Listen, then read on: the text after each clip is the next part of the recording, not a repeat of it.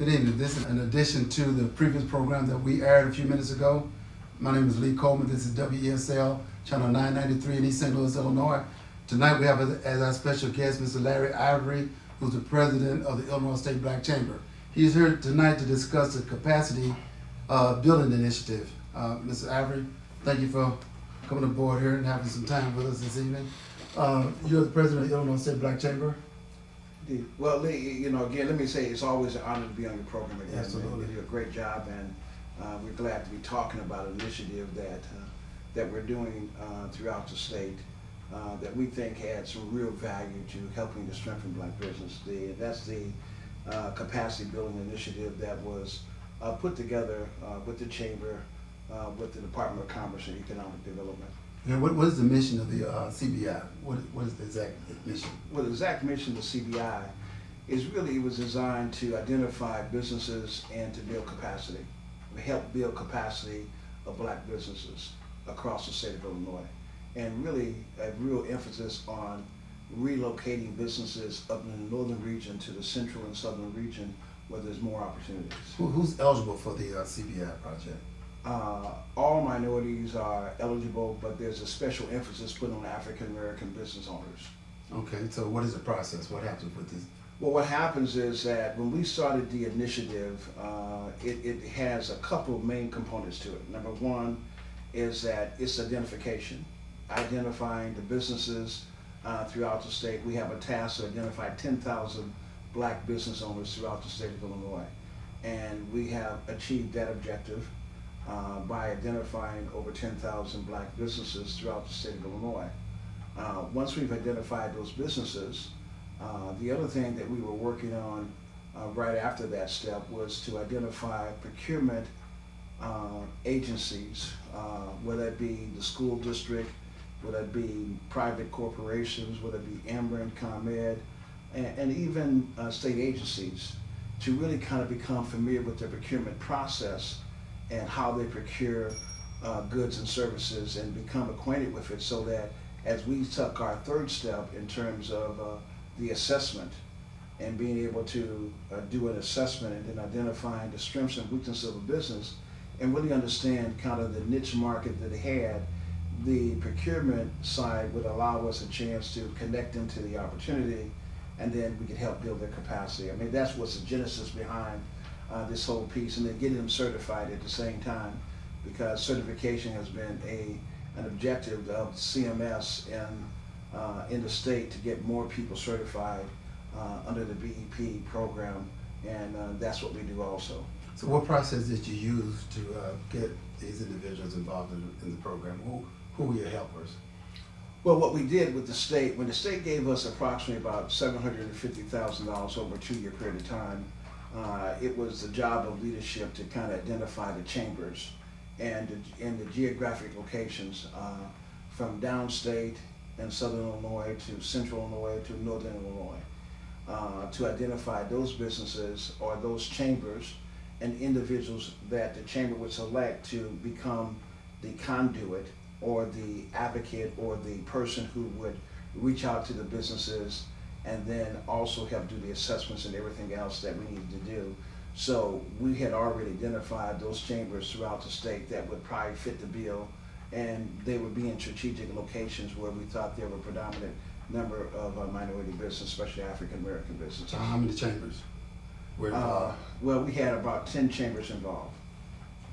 In the very offset of the beginning was 10 chambers involved approximately. So why would DCO get involved in a project like this? Well, DCO it's one of the biggest economic development arms in the state. And anytime that you have businesses growing and building capacity and creating jobs and opportunity, that's good for the state of Illinois. So DCO understood that there was a significant challenge based upon disparity studies and everything else, where African Americans were really not participating at the level that they should be. And so this made a lot of sense. We have been an advocate for black business as one of the leading organizations in the state on behalf of black businesses. So it's a natural fit for us and for the state to come together to try to address the issue. It was a real serious attempt at trying to make things better. 'Cause you said you identified 10,000 businesses. Yes. What was the next step? Once we identified the businesses, we looked at procurement agencies, whether it be school districts, whether it be private corporations, whether it be state agencies, and we sat down and talked to them about what it takes to do procurement, how do they do their procurement, where they may have some fundamental weaknesses of identifying black business owners. We talked to the universities, schools, and everything else. And so it really was a very comprehensive process for us to really get to know, anyone who's buying goods and services in the state on the private So how sector. did you turn that back to the businesses that you did Well, once we identified? Once we identified the businesses and then we did the procurement, our next step was to obviously begin to do the assessment. And once we did the assessment, based upon the assessment and clear understanding of their capacity, then it was going to become a much more difficult task to connect them to the opportunity. So if we had a contractor or if we had someone in the IT space, we then would be able to identify with HFS or DCFS or the tollway where they're buying technology, goods and services. And so we would connect those people to that opportunity and become an advocate for them and kind of push the envelope with CMS and make sure they had an equal opportunity to participate. And we had some real successes throughout the state that we're very proud of, but we're still working hard to continue that process. We still got a lot, even after this grant is done, the work for us will still be not done, in our honest opinion. There's a tremendous opportunity, this is a tremendous need, in our opinion, to really kind of grow black businesses and make sure that black businesses have a better seat at the table and have a better opportunity to participate where the dollars have created the opportunity. So what were some of your major challenges? Well, anytime you're dealing with business, and especially African American business, one of the big problems we had was, in terms of just access to capital. That's a big issue for most businesses, but a bigger issue for African American businesses. Because as we said it before, we get turned down 4 times to 1 to our white counterparts when it comes to business loan. With the same credit, all things being equal, we still get turned down 4 times to 1. So access to capital is a major factor. It's one of the biggest issues that we face. And we realize that we're going to have to do something in terms of credit enhancement. Because a lot of times our companies have had an opportunity, and sometimes in no fault of their own, where they simply got strung out and someone didn't pay them, then they couldn't pay their suppliers, and before you know it, created a chain reaction, and all of a sudden the credit is jacked. And we got to help them to get back on track by doing some form of credit enhancement. Also, the information about some of our businesses have been doing business the wrong way, under the table. And anytime you start talking to business owners who've been doing business the wrong way, and you want to do it the right way, you're going to have some opposition. They're not going to be comfortable with that. But the reality of it is, if they're going to do business and grow their business to the next level, they got to make the transition, and they got to begin to do the things the right way. So those were some of the big challenges that we had, Lee. Okay, so what's next? How long is this grant going to last? All right, it will end in May of 2016.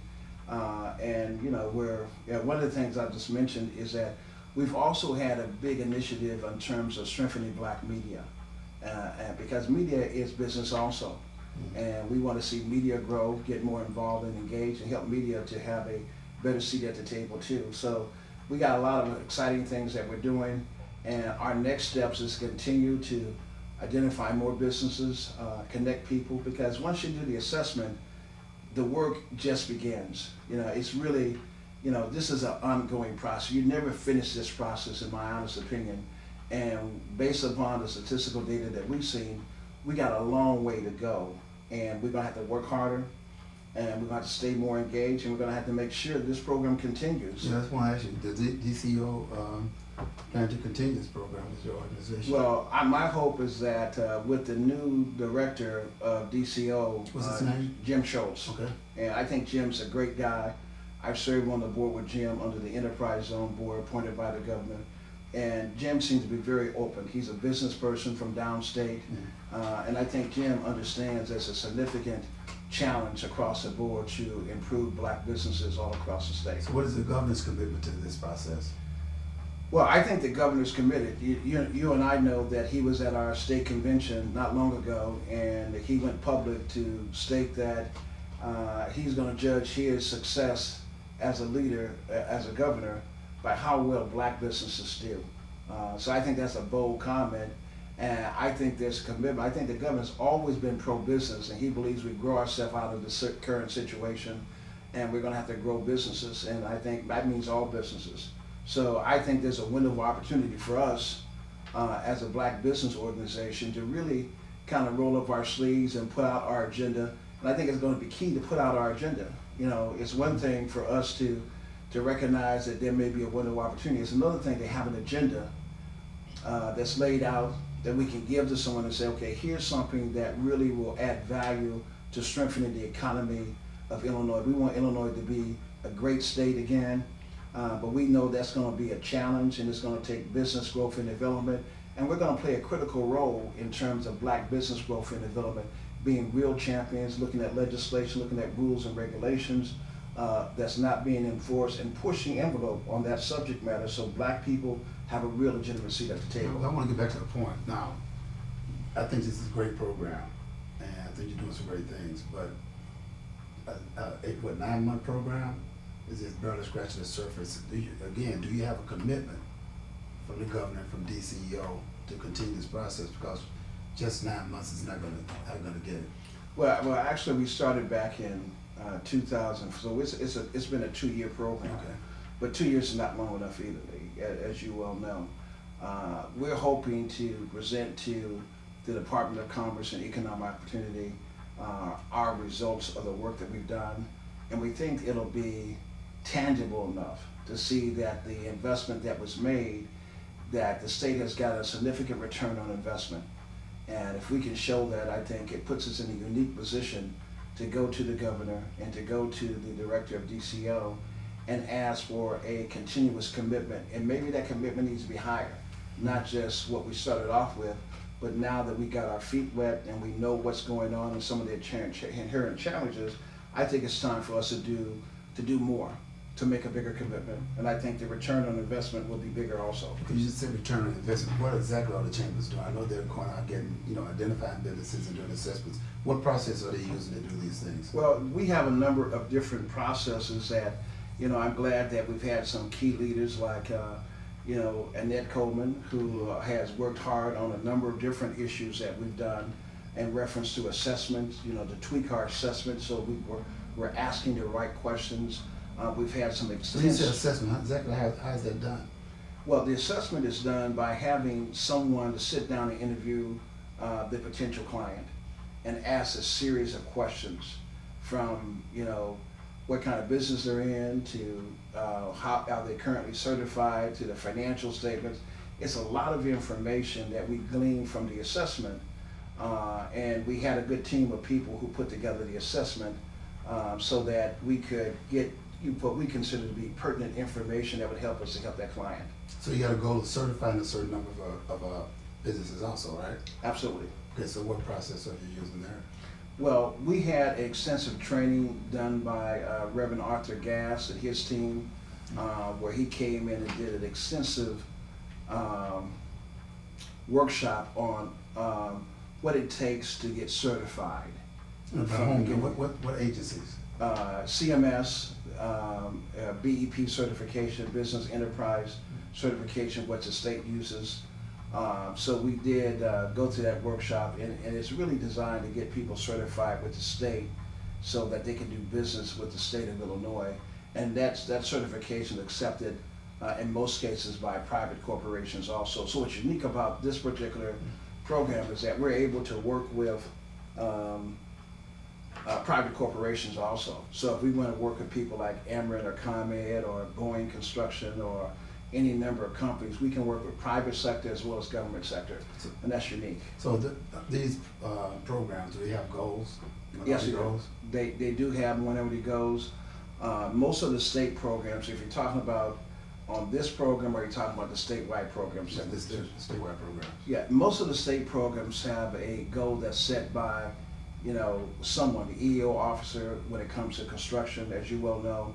And then also the other places have goals also based upon the geographic location. So in some cases, we were talking about just recently that in Chicago, sometimes you have a goal that may be 35, even 40% in IT. You won't have that downstate Illinois or in central Illinois because they don't have nearly the capacity. So when they set that goal, it's based upon availability of contractors to meet that goal. And in Chicago, they have a lot of availability, therefore the goals are higher. We need to get more people certified downstate in central Illinois so we can raise the goals and make sure there's greater participation. Is there a difference between the certification for BEP, CMS, and the Capital Development Board? Are those universal? Those are all the same. BEP certification will apply for all three of those: CMS, Capital Development Board, and BEP. BEP and CMS is really one and the same. It's a compartment of CMS, Central Management Services. It's my understanding that the certification process is very intrusive. So how are your chamber members overcoming those challenges?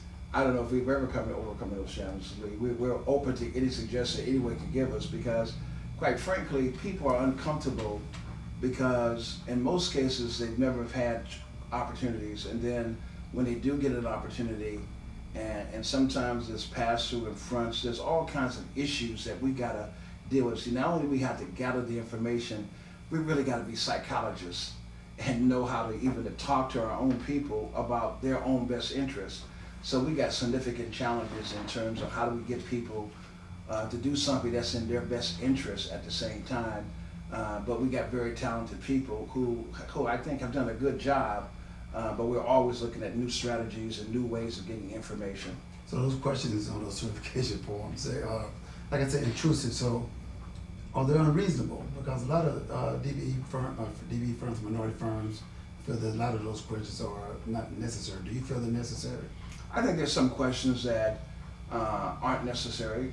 Some people are probably within the certification process would disagree with me, but I sit on the board. I sit on the board of the BEP Council, appointed by the governor, to kind of make sure that we're meeting our BEP goals, and I also sit on the certification committee when certification gets challenged. So I think there's some things that, in all honesty, we ought to take a real look at. Such as?